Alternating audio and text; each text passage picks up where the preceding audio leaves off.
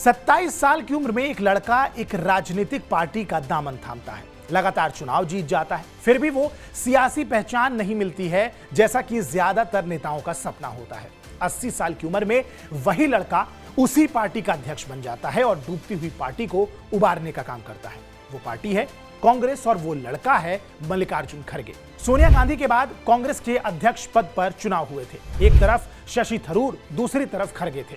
खड़गे को गांधी परिवार का करीबी माना जाता है, लेकिन पिछले कुछ सालों में उनकी पहचान इससे कहीं ज्यादा की बनी। खड़गे की आज अपनी पहचान है। पार्टी में गुटबंदी को खत्म करने की बात हो, कर्नाटक में डीके शिवकुमार और सिद्धरमैया के बीच समन्वय कराने की बात हो, या फिर राजस्थान में सचिन पायलट को शांत कराने की बात हो, हर जगह खड़गे ने अपनी काबिलियत दिखाई है। संसद में जिस तरह से वो बीजेपी पर हमला करते हैं वो देखने वाला होता है। साउथ से आने वाले खड़गे की कामयाबी में कई चीजें हैं, लेकिन सबसे बड़ी बात उनकी सादगी है, उनका बेदाग होना है और सियासत करने की उनकी शैली भी है। लोकसभा चुनाव 2024 में कांग्रेस को 99 सीटें मिली हैं। ये इसलिए अहम है क्योंकि इतने की उम्मीद किसी को नहीं थी, और अगर ये उम्मीद टूटी है तो इसमें खड़गे का भी उतना ही योगदान है जितना राहुल और प्रियंका गांधी का बताया जा रहा है। लेकिन मल्लिकार्जुन खड़गे की कहानी इतनी भर नहीं है। उनकी शख्सियत को वही जान पाएगा जो उनके बचपन, उनके संघर्ष और उनकी सियासत में संवाद की शैली को जान पाएगा। 1946 का साल था, स्थान हैदराबाद का वरवट्टी। ये अब कर्नाटक में है। हैदराबाद के निजाम के कुछ सैनिक वरवट्टी के एक गांव जाते हैं, घर में आग लगा देते हैं। एक 3 साल का बच्चा ये सब देख रहा होता है। उसके सामने उसकी माँ और बहन आग में जल रहे थे। पिता बाहर गए थे काम करने को।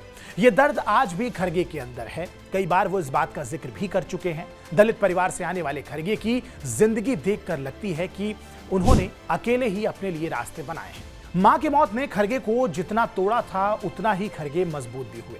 खड़गे के पिता एक मिल में काम करते थे। गुलबर्ग में ही खड़गे की शुरुआती पढ़ाई हुई और उसके बाद वहीं के सरकारी कॉलेज में पढ़ाने लगे। छात्र राजनीति में हाथ आजमाया, छात्र संघ के महासचिव भी बने। खड़गे मजदूरों की बात करते थे, उनके लिए लड़ते थे। कॉलेज से निकलते निकलते उनकी पहचान एक मजदूर नेता के तौर पर होने लगी। साल 1969 में 27 साल की उम्र में खड़गे ने कांग्रेस का दामन थामा। देवराज उर्स खड़गे के शुरुआती गुरु थे। खड़गे पहली बार 1972 में गुरमितकल सीट से विधायक बने। 1972 के बाद खड़गे लगातार 9 बार इसी सीट से विधायक बनते रहे। फिर मंत्री बने, कई मंत्रालय में काम किया, लेकिन हमेशा बेदाग रहे। खड़गे के बारे में उनके विरोधी भी कहते हैं कि सियासत में इतने सालों तक रहकर भला कोई बेदाग कैसे रह सकता है। लेकिन खड़गे इस मामले में देश के अन्य नेताओं से बहुत अलग साबित हुए। 80 साल की उम्र में उनकी ऊर्जा देखने लायक है। वो जितना अंग्रेजी या कन्नड़ में बोलते हैं उतना ही हिंदी में भी। इसके ही कारण देश के अन्य राज्यों में लोग उन्हें जानने लगे हैं। मल्लिकार्जुन खड़गे की बात जब होती है तो अक्सर ये कहा जाता है कि वो जनाधार वाले नेता नहीं है, लेकिन खड़गे ने उन नेताओं को गलत साबित किया है। लोकतंत्र में ये मायने नहीं रखता है कि आपकी कितनी चर्चा हो रही है टीवी में और अखबारों में। आपकी प्रासंगिकता इस बात से साबित होती है कि आपने चुनाव कितनी बार जीता है, और इस मामले में तो जब लिस्ट बनाई जाएगी तो खड़गे का नाम उसमें अलग होगा।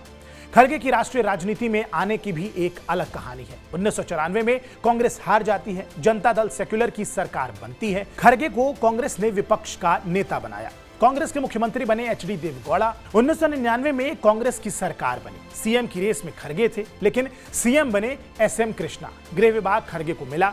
खड़गे के शासन काल में ही कुख्यात वीरप्पन ने कन्नड़ सिनेमा के जाने माने एक्टर और गायक राजकुमार का अपहरण किया था। तब खड़गे ने ही इस मामले को संभाला था, जिसके लिए उनकी तारीफ भी हुई थी। 2004 में फिर कांग्रेस की सरकार बनी, लेकिन मुख्यमंत्री बने खड़गे के जूनियर धर्म सिंह। साल 2008 में कर्नाटक में कांग्रेस की हार हुई, हालांकि खड़गे अपना चुनाव जीत गए थे। 2009 में कांग्रेस ने खड़गे को उनके घर गुलबर्गा से टिकट दिया। खड़गे केंद्र की राजनीति में आए, मनमोहन सिंह की सरकार में मंत्री बने। 2014 में कांग्रेस को सिर्फ 44 सीट मिली। मोदी लहर में भी खड़गे जीतकर लोकसभा पहुंचे। कांग्रेस ने उन्हें संसद के निचले सदन में पार्टी का नेता चुना। 2019 में खड़गे लोकसभा चुनाव हार गए। ये उनकी सियासी करियर में पहली हार थी। खड़गे अपने पूरे सियासी करियर में कई बार सीएम बन सकते थे, लेकिन उन्होंने एक बार भी नहीं बोला और ना ही आला कमान के खिलाफ गए। शायद आज जहां खड़गे हैं इसकी सबसे बड़ी वजह भी यही है। वो गांधी परिवार के खास होते चले गए। बहुत कम लोग जानते हैं कि खड़गे की 2 बेटियां और 3 बेटे हैं। एक बेटी का नाम प्रियदर्शिनी है, जो इंदिरा गांधी के बचपन का नाम था, और 2 बेटों में एक का नाम है प्रियांक और दूसरे का राहुल है। एक वक्त था जब कहा जाने लगा था कि कांग्रेस खत्म हो जाएगी। बीजेपी का तो नारा ही था कांग्रेस मुक्त भारत का, लेकिन कांग्रेस के अंदर भी उथल पुथल मची हुई थी। G23 जैसे असंतुष्ट गुट कांग्रेस के लिए परेशानी बन गए थे। लगातार एक और कांग्रेस के नेता दूसरे दलों में शामिल हो रहे थे, लेकिन इन सब से बेखबर खड़गे चुपचाप अपना काम करते रहे।